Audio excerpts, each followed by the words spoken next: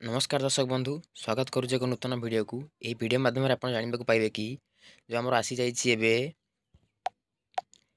Labour card वर्तमान online आवेदन होगा जाऊँगी लेबर कार्ड एवं समस्त ऑनलाइन रे आप आवेदन करेंगे केमी आवेदन करेंगे कौन कौन डॉक्यूमेंट आवश्यक संपूर्ण विवरणी ये वीडियो माध्यम आम आलोचना करवा जदि आप चैनल को नुआ आसती चैनल को सब्सक्राइब कर पाखे बेल आइकन को ऑल करदे फल मैं जिते बड़े भी जेकोसी वीडियो पकेबू आपण सर्वप्रथमे देखिपारे। चलतु आउ डेरी नक वीडियो को स्टार्ट करवा। तो लेबर कार्ड वर्तमान ऑनलाइन पंजीकरण होगा जाऊँगी जदि ओडिशा कोठाबाड़ी और अन्य निर्माण श्रमिक कल्याण बोर्ड ए तरफ नोटिस आसी कि निर्माण श्रमिक पंजीकरण निमंते आवश्यक कागजपत्र डॉक्यूमेंट कौन लगे देखो संपूर्ण विवरणी मुझे वीडियो माध्यम जन दूसरी जे आवेदनकारी बयस 18 वर्ष ऊर्ध्व और 60 वर्ष कम होता आवश्यक अर्थात आपणकर बयस 18 वर्ष अधिक हो 60 वर्ष कम होता आप आवेदन करेंगे। तापर रहा विगत एक वर्ष मध्य जेकोसी कोठाबाड़ी किंबा अन्य निर्माण कार्य अंतत 90 दिन कार्यर प्रमाण सर्टिफिकेट एवं एम्प्लॉयमेंट आवश्यक।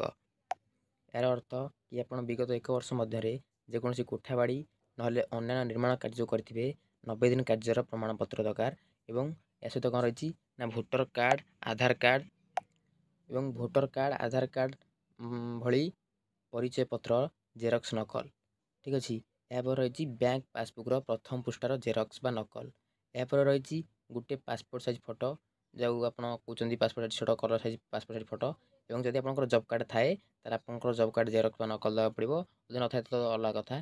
जब राशन कार्ड थाए तार एक जेरक्स बा नकल परिवार सदस्यंकर आधार कार्ड जेरक्स नकल परिवार आप जितने मेम्बर अच्छा समस्त आधार कार्ड जेरक्स आप देवे और मनोनीत उत्तराधिकारी नोमिनकर आधार कार्डर एवं बैंक खातार प्रथम पृष्ठा एक जेरक्स नकल जहाँ नोमिन रखिए मनोनीत करेंगे उत्तराधिकारी बोली आधार कार्ड और बैंक पासबुक्र प्रथम पृष्ठा यार जेरक्स प्रदान करेंगे। एवं हिताधिकारी फोन नंबर आधार रे संजोग होगा निहाती आवश्यक। यदि आप आधार कार्ड रे फोन नंबर लिंक नहीं तो लिंक कराई नियंतु आधार कार्ड रे फोन नंबर लिंकटा रहा नितांत आवश्यक।